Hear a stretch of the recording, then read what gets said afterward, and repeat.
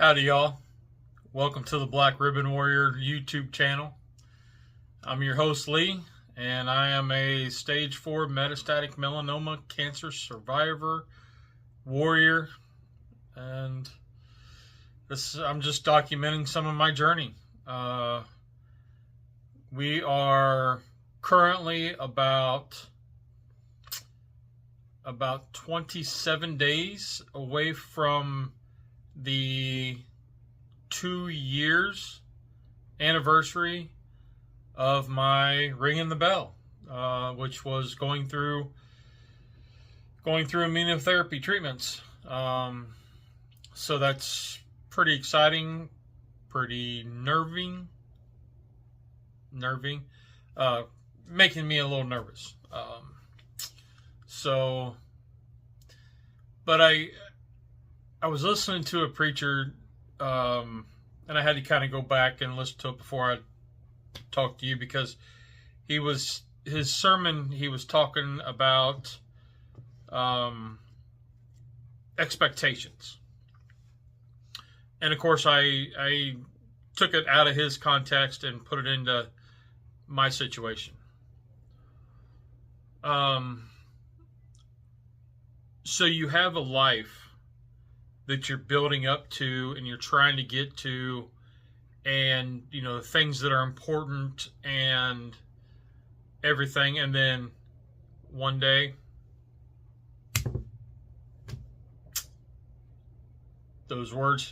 you hear those words you never thought you'd hear. You have cancer. You have melanoma cancer. Now, some other cancers are, you go, oh crap, what do we got to do? You go through treatments, possibly a surgery to remove the tumors, and some more treatments, and that's it. You go back for your checks to make sure that, it doesn't pop up somewhere else. But with melanoma, we're not in a remission. We're just waiting for it to show up. And that's bad. It's sad. And it really is, and I don't mean it to be. But that's the truth of it. We're always second guessing if we're outside. Have I been outside too long? I started noticing some rosacea in my face. So my wife will say, oh my gosh, your cheeks are red.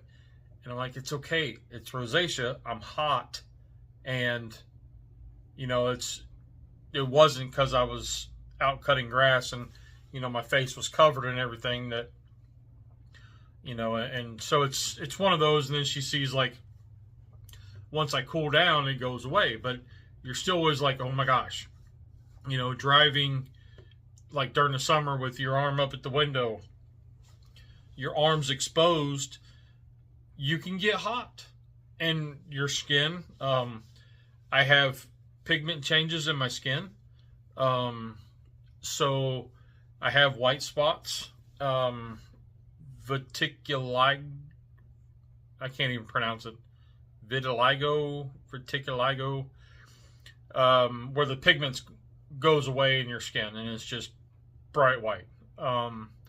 So any little bit of, I don't know, just getting hot, my arms turn red.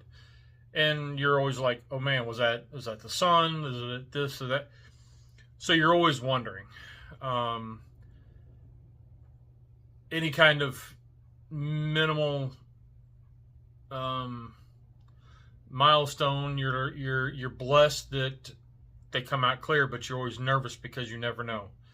And once it hits, hits the organs, it's never good, and that's where you don't want it.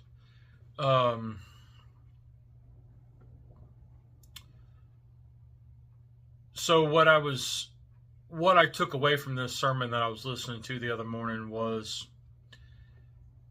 you have a life that you're living. For me, because it hit the brain, I've still not gone back to work. I struggle with words a lot of times. Balance is sometimes off. driving is a challenge. I do okay going just across town, but at nighttime, especially now that it's getting dark earlier, I have a hard time with the headlights. Those oncoming traffic, the headlights. I have to wear like yellow glasses, and I still have trouble with it. Any kind of traffic, like heavy traffic, I'm a nervous wreck. And riding shotgun, riding passenger, I have a hard time looking out the window. I have a hard time doing anything on my phone, other than listening to like a podcast. But any kind of stimulation, I get a motion sickness. I start getting nauseous and stuff I never had before. So I'm like, so. But the long way around is he was talking about you can't control the situation. You can't control when you get cancer. You can't control whether you have it at all. You can't control when it's coming back. You can do things to prevent, but it doesn't mean that it's going to work. But what you can control is your ability to adjust the expectations of your new life. So, and you're saying, what? So before I got diagnosed, I had this crazy dream to, start a food truck, get into barbecue catering. Like I was working my way for that. Now we're almost 3 years post treatment or post diagnosis, and 2 years in, just shy of 2 years of surveillance mode.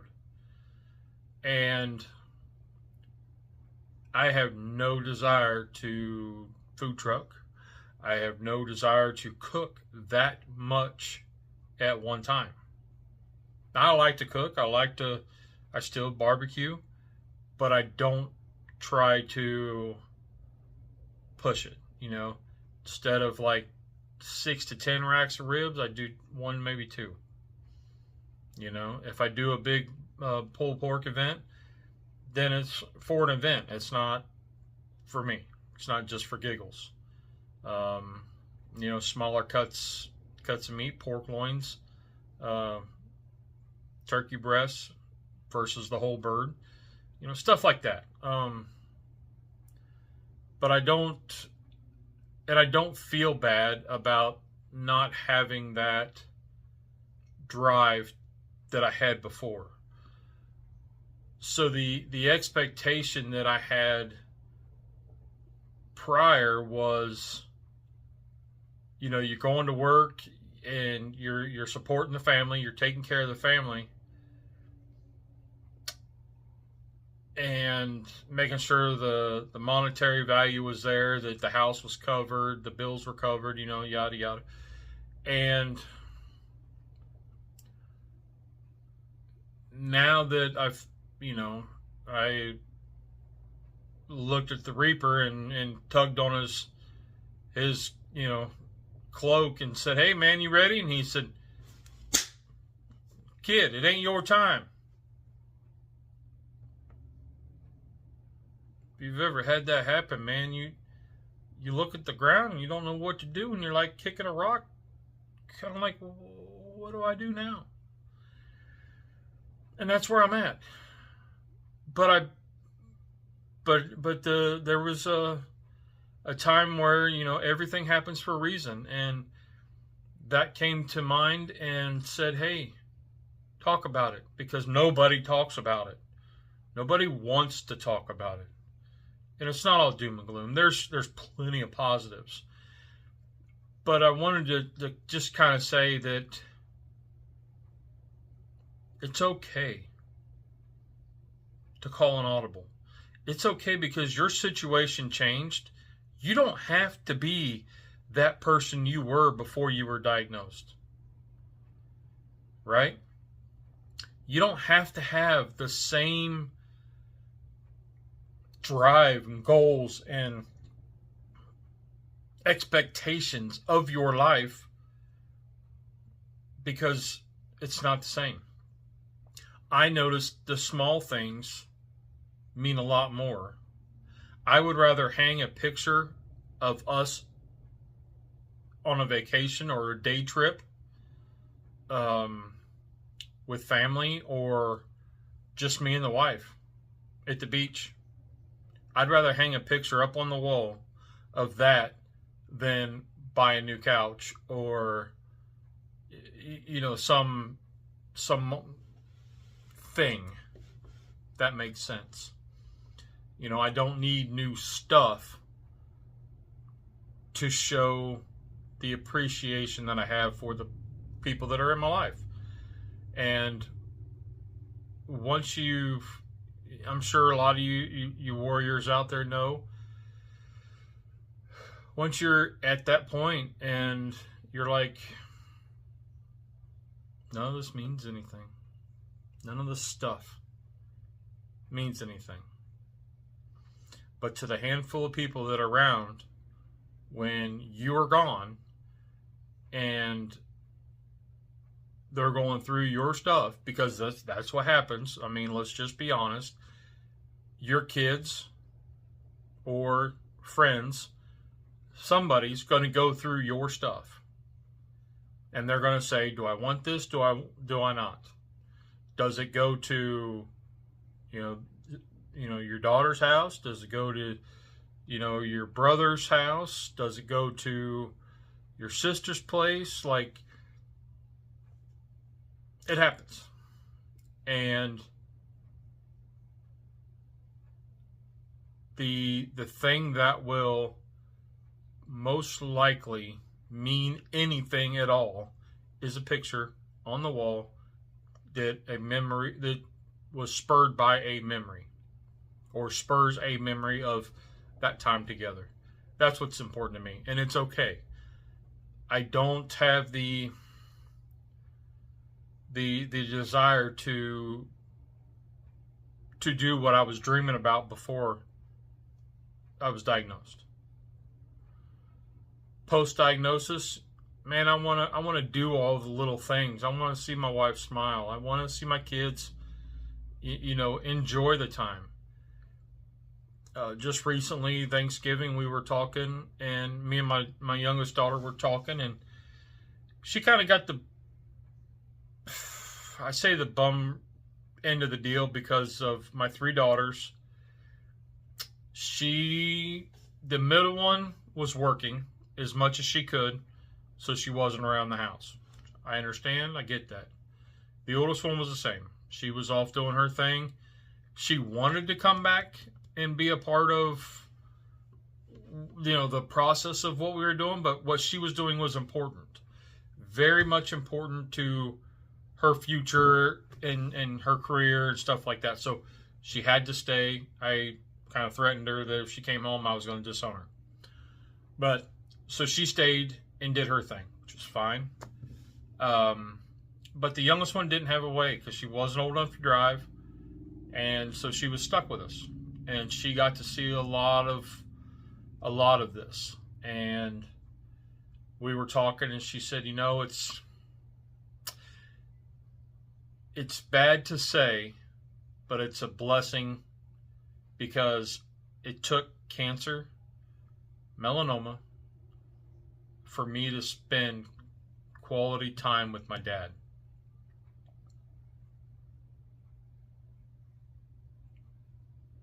And yeah, that kind of hits you right in the feels. And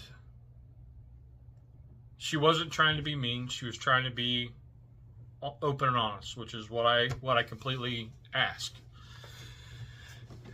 And she's right. She's absolutely right. Because I was working six days a week, you know, anywhere from 40 to 70 hours a week, 8 to 12 hours a day. That was at the job. That wasn't counting the get ready, the drive to the job, and then the drive home, the relax before you went to bed and did it all over again. So, you know, that was kind of a, when you stop and think about that, you know, it's okay to change your expectations, to change because what's important to you changed. Now, if I'd have stayed on that path and I'd have went to go get a food truck, that would have took more time away from my family. We would have missed the last 3 years of bonding. And, you know, I mean, we're closer now than what we ever been.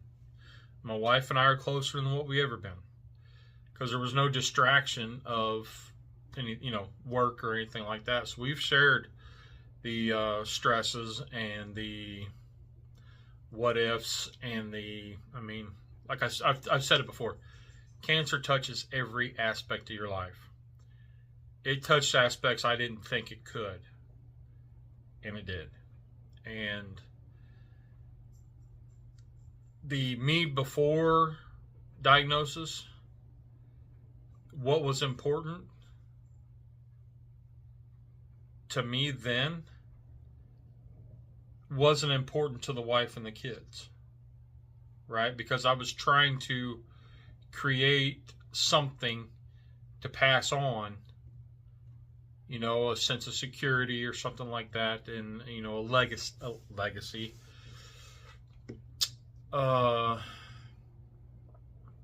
When really they just want that picture on the wall. They want that memory. They want that silly quote or silly, stupid thing you said or did. And it's okay to be silly. A lot of times, you know, you get the diagnosis and it's doom and gloom, right? And as a melanoma survivor, warrior, you develop a dark sense of humor, and you got to find ways to laugh. You do. You absolutely do. And it's serious. It really is. But you got to find a little something, and to break the tension, or you'll drive yourself nuts. And it's okay to do that. What I will say that is not okay, and you know, it was hard for me to adjust the way that I think, and some days I'm just a day-to-day kind of guy, and some days it's all I got to function. I mean, it is. The brain's healing from surgery and the radiation and all that, and the neurosurgeon said it could take years. So just to watch it. So if I'm, you know, kind of spacey for more than 7 days, then to come in and see him. But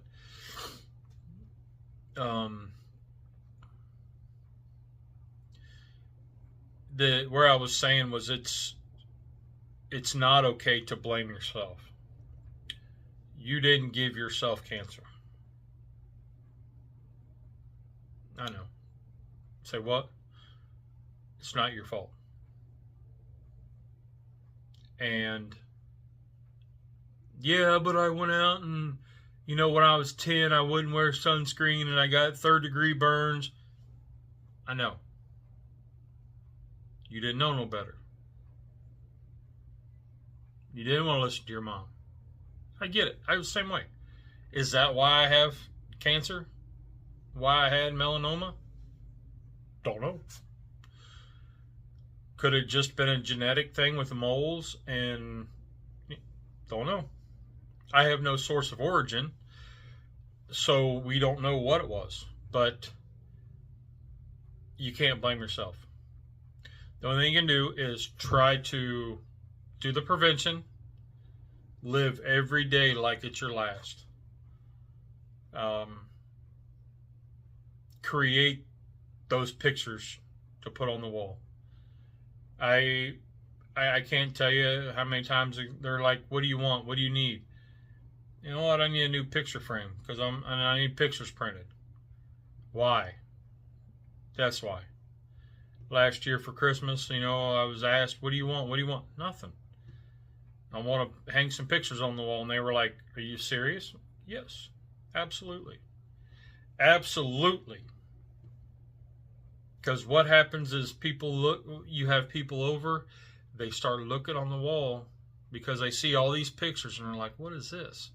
I got a little wall in the garage. The back of the garage door I'm filling up with pictures and places we've been and like stickers and stuff like that. And people stop and they look. They're interested, and then they talk. "What's this? What's that?"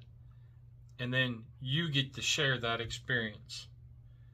And when, because it's going to happen, when somebody goes through your stuff, the same thing's going to happen. And I know that because we did it with my grandparents. We did it with my mom. We did it with my wife's grandparents. We did it with my wife's parents. It happens. And the thing that was most important and kept were pictures. So it's okay to adjust your focus because what's important to you changes. Yeah. And that's a tough one. It really is to say that's not important to me anymore. I don't like, it's not that you don't like that. That's just not important to me. If it happens, great. Like you could be on the fast track to hit, a management position or something, and then melanoma happens and everything gets set back. But then you come back to work, because some people have just the spots and they get it removed and they're able to go back to work. That's fine. That happens. And then you go back and your desire to do that changes. Some uproot and do completely different career changes.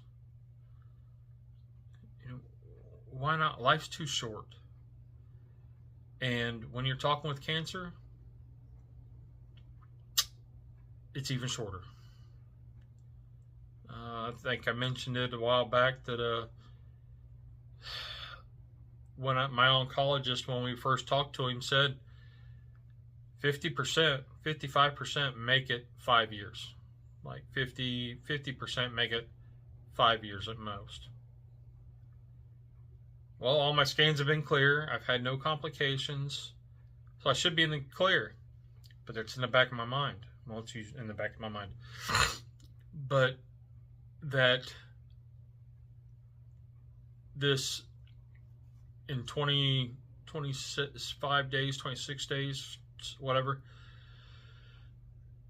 the end of the month is 2 years in surveillance mode. So in, say, August, 3 years ago, so that leaves me like 2 years. Yeah. It's in the back of my mind. And it makes you think. And, with the holidays upon us, this year's flown by.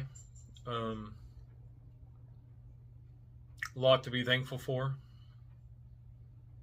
Blessed. More than anything, I'm just blessed. And I hope you are too. I hope you take the time every morning to wake up, thank the Lord that you were given this opportunity to see today. Go downstairs, get your cup of coffee, look at the dog, look out the window, and just feel relaxed and all the stress that's going on, and just notice the little things. You know, we always heard the phrase, the little things mean the most.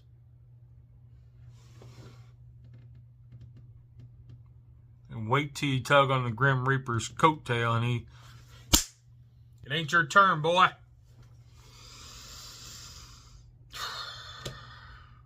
Then you're lost, right? You feel like you're lost. You're confused.